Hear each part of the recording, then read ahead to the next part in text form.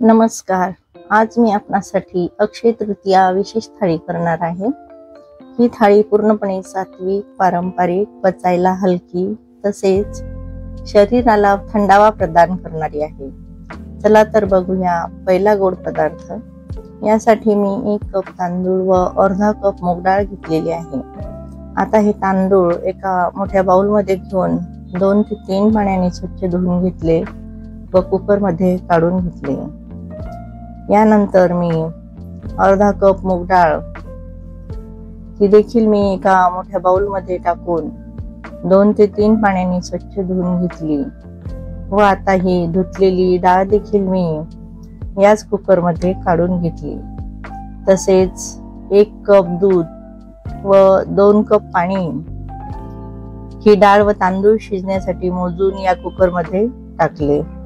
या ठिकाणी आपण 3 कप दूध देखील ही गोड डाळ भात करण्यासाठी वापरू शकता. आता या कुकरला झाकण लावून गॅसवर मंद आचेवर शिजण्यासाठी ठेवून दिले. जोपर्यंत कुकरच्या शिट्ट्या होत आहेत तोपर्यंत गॅसच्या दुसऱ्या बाजूला मी एक कढई गरम करून त्यामध्ये 2 कप गूळ व 4 कप पाणी घेतले. गॅसवर गूळ व पाणी चमच्याने एकसारखे ढवळून घेत पाण्यामध्ये गूळ पूर्णपणे विरघळेपर्यंत हलवून घेतले. तसेच हे गुळाचे मिश्रण थोडे दाटसर घट्ट होईपर्यंत गॅसवर शिजण्यासाठी ठेवले. तोपर्यंत दुसऱ्या बाजूला गॅसवर कुकरच्या एका पाठोपाठ एक 3 शिट्ट्या झाल्या. गॅस बंद करून कुकर खाली उतरून घेतला. दुसऱ्या गॅसवर गुळाचे सारण देखील थोडे घट्ट होऊन राहिलेले आहे. कुकर उतरवून त्याच गॅसवर मंद आचेवर एक तडका पॅन गरम करण्यासाठी ठेवले. या तडका पॅन मध्ये 2 मोठे चमचे साजूक तूप गरम करून त्यामध्ये 3 मोठे चमचे काजूचे बारीक काप टाकून चमच्याने हलवून घेतले. तसेच मनुका देखील याच तुपातील काजूच्या काप मध्ये टाकून परतून घेतल्या. जेव्हा काजूचे काप चांगले सोनेरी रंगावर खरपूस लालसर तळून झाले तेव्हा गॅस बंद केला. गॅसच्या दुसऱ्या बाजूला ठेवलेले गुळाचे मिश्रण देखील थोडे दाटसर घट्ट झालेले आहे. आता गुळाच्या मिश्रणाचा गॅस देखील मी बंद केला. आपण सणासुदीला गोड पदार्थ करून खाणे म्हणजे समृद्धी आणि गोडतेचं प्रतीक मानले जाते. त्यामुळेच आज मी आपल्याला मूग डाळ, तांदूळ आणि साजूक तुपाचा संगम असलेली पौष्टिक गोड पोंगल रेसिपी ही करून दाखवित आहे. कुकर मधील डाळ व तांदूळ चांगले शिजलेले आहे. आता गॅसवरील गुळाचे सारण उतरवून त्याच गॅसवर कुकर ठेवून मंद आचेवर या कुकर मधील डाळ व तांदूळाच्या मिश्रणामध्ये मी गुळाचे मिश्रण टाकले. ते गुळाचे मिश्रण मी आता या डाळ तांदूळ मध्ये टाकले. तसेच तळलेले काजू व मनुका देखील, यानंतर वेलची पावडर. आता 1 मोठा चमचा साजूक तूप घालून डाळ व तांदूळ चांगले हलवून त्यामध्ये घातलेले सर्व साहित्य चांगले मिसळून घेतले. मंद आचेवर या सारणामधून थोडे तूप बाहेर येऊ लागले. आता ही गोड डाळ भात तयार झालेली आहे. नंतर मी आपणास दुसरा पदार्थ करून दाखवित आहे, मूग डाळ व तांदळाची खिचडी. यालाच व्हेन पोंगल देखील म्हणतात. यासाठी मी गॅसवर एक कढई गरम करून त्यामध्ये 1 कप मूग डाळ व 1 कप तांदूळ टाकून मंद आचेवर चांगले खमंग वास येईपर्यंत सोनेरी रंगावर परतून घेतले. मूग डाळ व तांदूळ दोन्ही थंडावा देणारे व पचायला हलके आहे. ही डाळ व तांदूळ चांगले परतून झाल्यानंतर एका मोठ्या बाउल मध्ये काढून घेतले आणि यामध्ये भरपूर प्रमाणामध्ये पाणी घालून कमीत कमी 20 मिनिटे भिजण्यासाठी ठेवून दिले. 20 मिनिटांनंतर या डाळ व तांदूळातील सर्व पाणी निथळून घेतले. नंतर ही डाळ व तांदूळ कुकर मध्ये टाकून यामध्ये मी मोजून 4 कप पाणी ही डाळ तांदूळ शिजण्यासाठी घेतले. खिचडी चांगली शिजण्यासाठी पाणी मोजूनच घ्यायला हवे. आता हे पाणी कुकरमध्ये टाकून झाल्यानंतर त्यामध्ये मी हे बघा पाणी टाकून झालेले आहे। आता यामध्ये मी हळद व बारीक चिरलेलं आलं घातलं, तसेच हिरव्या मिरचीचे काप आणि व चवीपुरते मीठ देखील घातले। सर्व साहित्य आता चमच्याने हलवून घेतले। आता कुकरला झाकण लावून मध्यम आचेवर हा कुकर गॅसवर ठेवून दिला। कुकरच्या शिट्ट्या होईपर्यंत कोशिंबीर करण्यासाठी अर्धा कप मुगाची डाळ एका बाउलमध्ये टाकून त्यामध्ये भरपूर पाणी घालून भिजण्यासाठी बाजूला ठेवली। आता कुकरच्या एका पाठोपाठ एक 4 शिट्ट्या झाल्या व गॅस बंद करून कुकर थंड होण्यासाठी खाली उतरून ठेवला। कुकर थंड होत आहे तोपर्यंत गॅसवर एक कढई गरम करून त्यामध्ये साजूक तूप घातले। यामध्ये काजू टाकून मंद आचेवर परतून घेत चांगले सोनेरी व खरपूस झाल्यानंतर एका बाउलमध्ये मी हे सर्व काजू काढून घेतले। हे बघा काजू सोनेरी रंगावर खरपूस भाजून झाल्यानंतर बाउलमध्ये काढून घेतले। कुकर देखील आता थंड झालेला आहे। उघडून बघितले तर डाळ व तांदूळ चांगले शिजलेले आहे।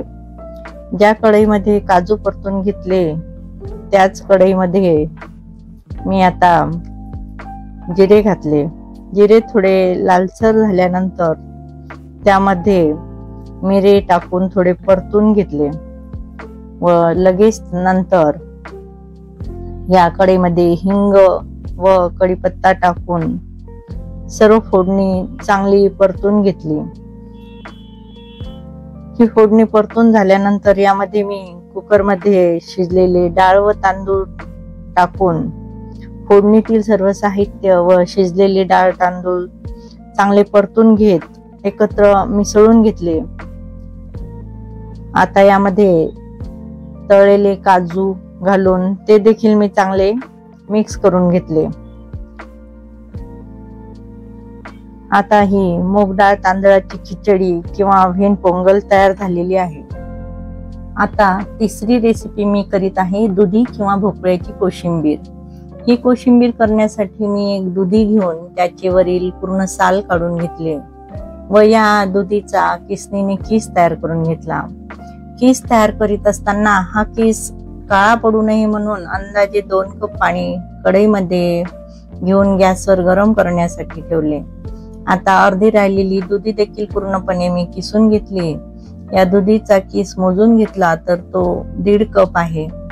या दुधीचा किसलेला किस मी गॅसवरील उकळलेल्या कढईतील पाण्यामध्ये टाकून अंदाजे 5 ते 7 मिनिटे शिजवून घेतला। हा किस खूप जास्त मऊ शिजायला नको, थोडासा कुरकुरीतपणा या किसला असायला हवा, तरच कोशिंबीर चवीला छान लागते। हा किस शिजल्यानंतर एक चाळणी पातेल्यावर ठेवून त्यामध्ये कढईतील सर्व पाणी व किस ओतले। पाणी पातेल्यामध्ये व किस चाळणीवर आहे। हा किस पूर्णपणे थंड होण्यासाठी बाजूला ठेवले। दुधीचा किस थंड होत आहे तोपर्यंत 2 कप दही एका बाउल मध्ये घेतले। हे दही चांगले मऊ होईपर्यंत क्रीमी टेक्स्चर येईपर्यंत चांगले फेटून घेतले। या फेटलेल्या दह्यामध्ये मी 3 ते 4 मोठे चमचे पाणी घालून मिसळून घेतले। हे दही जास्त पातळ न करता घट्टच ठेवायचे आहे। आता या दह्यामध्ये जिरे पावडर टाकून मिसळून घेतले। तसेच या दह्याच्या मिश्रणामध्ये मीठ व लाल तिखट टाकून सर्व साहित्य चांगल्या प्रकारे मिसळून घेतले। दुधीची ही कोशिंबीर म्हणजेच शरीराला थंडावा देणारा दहीयुक्त पदार्थ आहे।